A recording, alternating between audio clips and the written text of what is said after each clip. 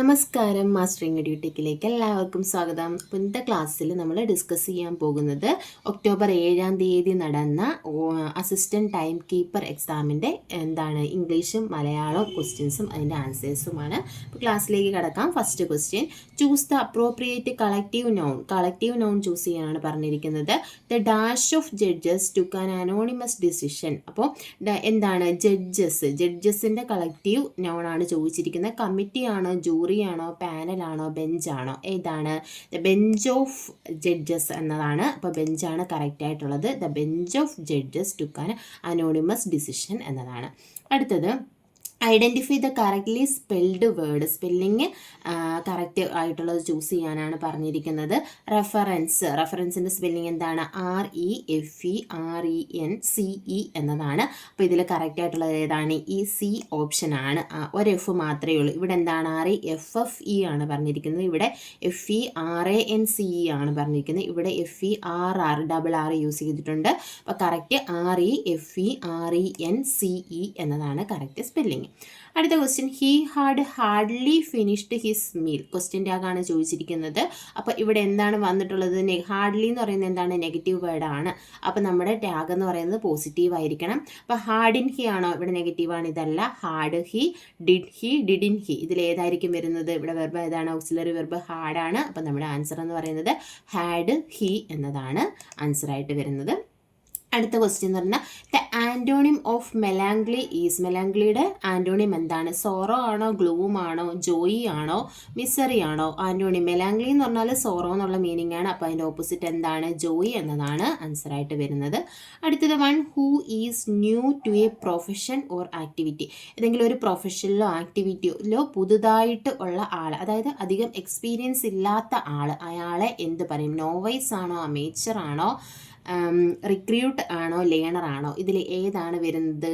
New to a profession, അധികം experience ഒന്നും ഇല്ലാത്ത ആളെ നമുക്ക് എന്ത് പറയാം? നോവൈസ് എന്ന് പറയാം. അപ്പോൾ ഈ നോവൈസിൻ്റെ ഓപ്പോസിറ്റ് നമുക്ക് എന്ത് പറയാം? വെറ്ററൻ പറയാം. വെറ്ററൻ എന്ന് പറഞ്ഞാൽ എന്താണ്? എക്സ്പേർട്ട് അല്ലെങ്കിൽ എക്സ്പീരിയൻസ്ഡ് ആയിട്ടുള്ള ആളാണ് വെറ്ററൻ എന്ന് പറയുന്നത്. അപ്പോൾ നോവൈസിൻ്റെ ഓപ്പോസിറ്റ് ആണ് ഇത് വെറ്ററൻ.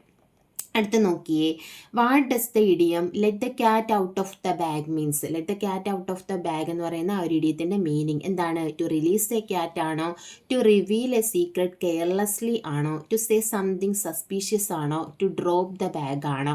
അപ്പം എന്താ, ഒരു ബാഗിനകത്ത് നമ്മൾ എന്ത് ചെയ്യുന്നു?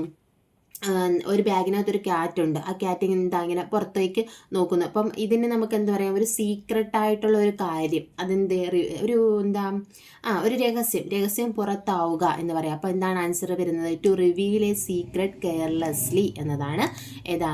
To let the cat out of the bag എന്നതിൻ്റെ ഇഡിയത്തിൻ്റെ മീനിങ് എന്ന് പറയുന്നത് to reveal a secret carelessly. അതായത് ഒരു രഹസ്യം, നമ്മൾ സൂക്ഷിച്ചു വെച്ചിരുന്ന ഒരു രഹസ്യം പുറത്താവുക. അപ്പോൾ ഒരു പൂച്ചയെ നമ്മൾ സഞ്ചിയിലിട്ട് കൊണ്ടുപോകുന്നു. ഇടയ്ക്ക് വെച്ചിട്ട് അതെന്ത് ചെയ്യുന്നു? തലപൊക്കി നോക്കുക. അപ്പോൾ ബാക്കിയുള്ളവർക്കൊക്കെ കാണാൻ പറ്റില്ലേ? അപ്പോൾ ആ ഒരു രീതിയിലൊക്കെ ചിന്തിച്ചാൽ മതി. ഇടിയൊക്കെ അങ്ങനെയൊക്കെ കമ്പയർ ചെയ്ത് പഠിച്ചാൽ നമുക്ക് പെട്ടെന്ന് പഠിക്കാൻ പറ്റും. ഇനി അടുത്ത് നോക്കിയേ, he climbed dash highest mountain in the region. He climbed dash highest mountain in the region. A ആണോ, ആനാണോ, ദി ആണോ, അതോ ഇവിടെ നോ ആർട്ടിക്കിൾ ആണോ വരുന്നത്? ഏതാണ്? He climbed the highest mountain in the region എന്നതാണ്. അടുത്തത്, which sentence uses A gerund currently.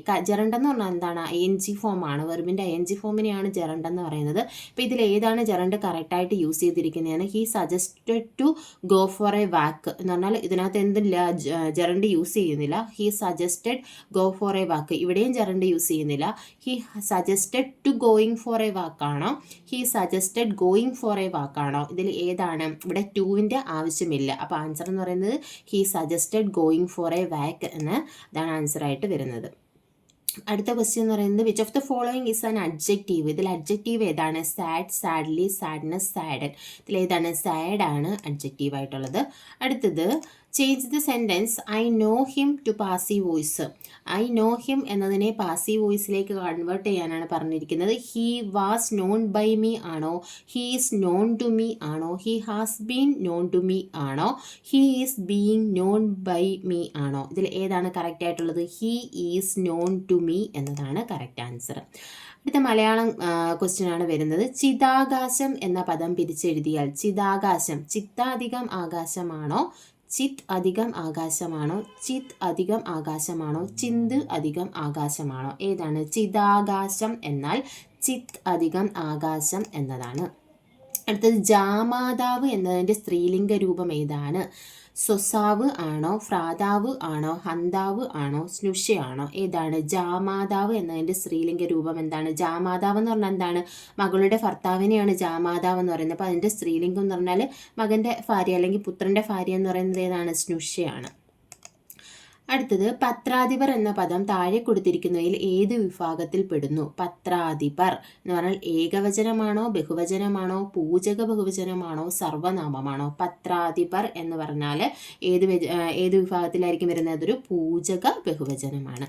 അടുത്തത് ഗാഢം എന്ന പദത്തിന്റെ വിപരീത പദം ഏത്? ശിഥിലം ആണോ, അഗാഢം ആണോ, അവഗാഢമാണോ, സാന്ദ്രം ആണോ? എന്താണ്? ഗാഢം. ഇതിന്റെ ഓപ്പോസിറ്റ് എന്ന് പറയുന്നത് ശിഥിലം എന്നതാണ്. അടുത്തത് ടു സ്മെൽ എ റാറ്റ് എന്ന ഇംഗ്ലീഷ് ശൈലിയുടെ ശരിയായ വിവർത്തനം എന്താണ്? മൂഷിക മണമാണോ, സംശയാസ്പദമാണോ, കൈപ്പിടിയിലാവുകയാണോ, പാത്തും പതുങ്ങിയുമാണോ? ടു സ്മെൽ എ റാറ്റ് എന്ന് പറഞ്ഞാൽ എന്താണത്? സംശയാസ്പദം എന്നതാണ് കറക്റ്റായ വിവർത്തനം. അടുത്തത് ഏട്ടിലെ പശു പുല്ലു തിന്നില്ല എന്ന പഴഞ്ചൊല്ലിന് ചേരുന്ന അർത്ഥം? പുസ്തകജ്ഞാനം പ്രധാനം എന്നതാണോ, പ്രായോഗിക ജ്ഞാനമല്ല തത്വമാണ് പ്രധാനം എന്നതാണോ, അനുഭവമല്ല അറിവാണ് പ്രധാനം എന്നതാണോ, തത്വമല്ല പ്രായോഗിക ജ്ഞാനമാണ് പ്രധാനം എന്നതാണോ? ഏതാണ് വരുന്നത്? ഏട്ടിലെ പശു പുല്ല് തിന്നില്ല എന്ന് പറഞ്ഞാൽ തത്വമല്ല പ്രായോഗിക ജ്ഞാനമാണ് പ്രധാനം എന്നതാണ്. അടുത്തത് താഴെ കൊടുത്തിരിക്കുന്നതിൽ ശരിയായ പദം ഏതാണ്? ഹരിചന്ദ്രൻ. ഹരിചന്ദ്രൻ. ഈ ഹരിചന്ദ്രൻ ഏത് രീതിയിൽ എഴുതുന്നതാണ് കറക്റ്റായിട്ടുള്ളത്? ചായും ചായുമാണോ, ചായ ആണോ, ചായും ഇച്ഛായമാണോ, അച്ഛൻ്റെ ചായ ആണോ, ഇച്ഛായാണോ? ഇതിലേതാണ് കറക്റ്റായിട്ടുള്ളത്? ഹരിശ്ചന്ദ്രൻ എന്നതാണ്. അപ്പം ഏതാണ്? C option. ചായും ചായും വരുന്ന ഹരിശ്ചന്ദ്രനാണ് കറക്റ്റായിട്ടുള്ളത്.